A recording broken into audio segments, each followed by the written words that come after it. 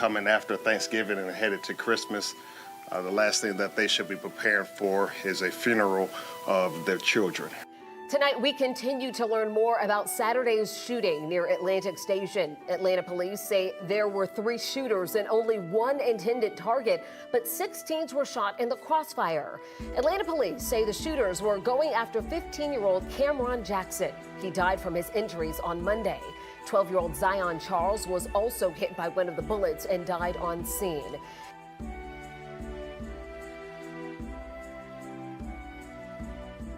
It is heartbreaking, but also alarming, and you're about to see surveillance video showing the shooters who appear to be celebrating and all smiles just minutes after causing pure chaos on Saturday night. 11 Live's Cody Alcorn is live along the 17th Street Bridge, and Cody, it seems like those young people had no remorse at all.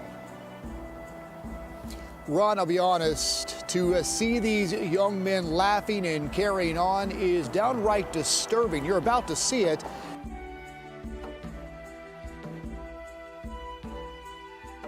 And I get so tired of us blaming the white man. White man is not our problem. We are our problem. We kill more of each other than any other group. And to know that Zion was with them. His mom admitted that he snuck out of a friend's house. He came here to the 17th Street Bridge, Atlantic Station. He met up with his buddies, and then this group left this 12-year-old to die. Just minutes before shots were fired on Saturday night, surveillance video captured this group walking along 17th Street. APD says the young man with the black and gold hoodie is one of the shooters. The teen in all yellow at the bottom right is 12-year-old Zion Charles, who will soon be gunned down. Walking just feet behind him, APD says, is a second shooter. You see him again on a different camera. Minutes later, APD says 15-year-old Cameron Jackson rolls by on a scooter. Somebody yells his name. They say, that's Cameron, that's our position. That's when shots rang out. Chaos followed. 17th Street was locked down, but the shooters managed to get over to the Arts Center MARTA station across 85. Cameras picked up the group. You see the suspect in the blue hoodie walking down the stairs, followed by the young man in the yellow and black hoodie. And as they wait for the train, they also seem to be celebrating, making gestures and talking about the shooting. All smiles and handshakes, but what you don't see is their buddy Zion. APD says he was lying along 17th Street, taking his last breaths. So let me get this straight. Rappers can get hundreds of millions of views disrespecting women and telling black men to go out here and murder each other, and when they die, it's RIP or rest in heaven. Kevin Samuels comes along and tells black men that we can compete too, we just gotta be willing to collaborate and do it as a unit, and tells black women to not have children out of wedlock, and people on Twitter are cheering because he passed away. And this is what I'm talking about. We have horrible qualities that we like in our culture. If a man starts getting too well spoken, now he speak white. And these are the same people that are hashtag protect black women. Well, how you gonna protect black women if nobody's willing to accept criticism and we worship the men that are part of the problem in our culture? And I know that this is a minority of people. I'm not saying that this is a majority. This is a small minority of the loudest people in the room, but these people are representing us on the national stage. We got Cardi B talking to the president of the United States on black people's behalf. That's our best representation? Like, let's just be completely honest, bro. We worship the wrong qualities in human beings in our culture.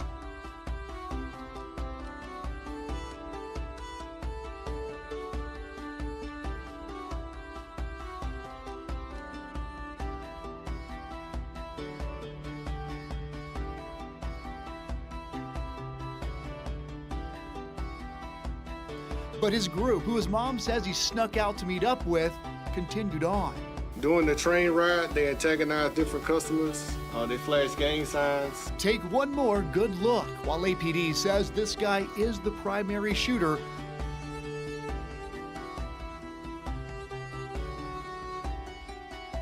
this teen also opened fire and say they believe the third shooter is among the group.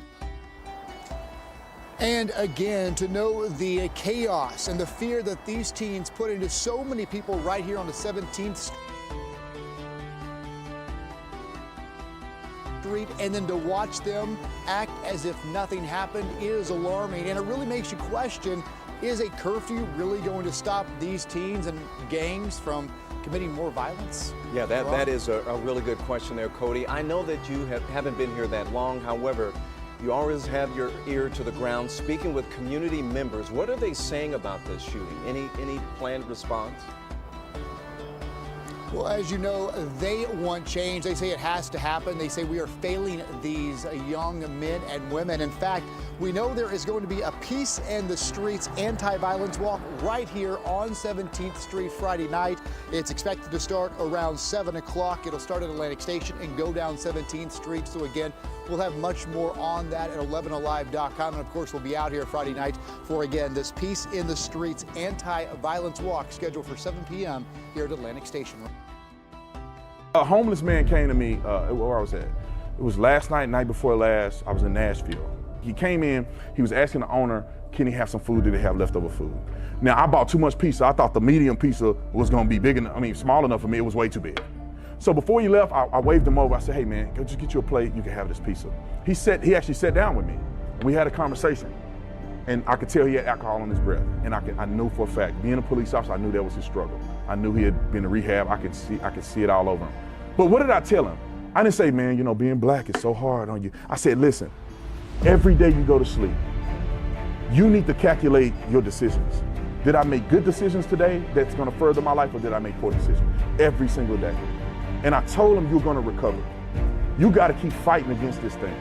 And then at the very end of the conversation, I said, when you recover and a young man come to you, you feed him like I fed you. Who said that? Big Sexy? I'm going to take a different tack from beginning. We are at this point, this is not about black and white, rich or poor, blue collar, white collar. We're fighting for the heart and soul of our nation.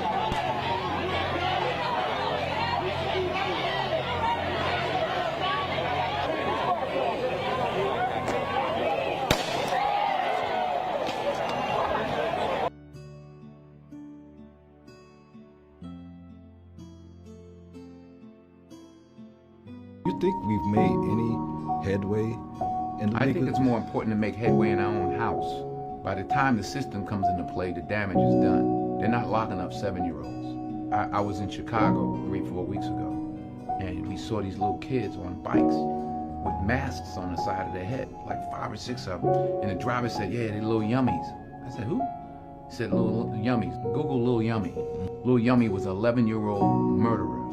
And you look at his picture, you'll see the headshot of him, and he's like this. And he got murdered at 11 by a 14-year-old who's doing life now, and a 16-year-old. You blame the system? Where was his father?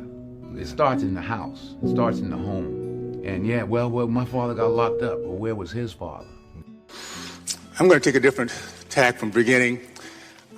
We are at this point, this is not about black and white, rich or poor, blue collar, white collar. We're fighting for the heart and soul of our nation.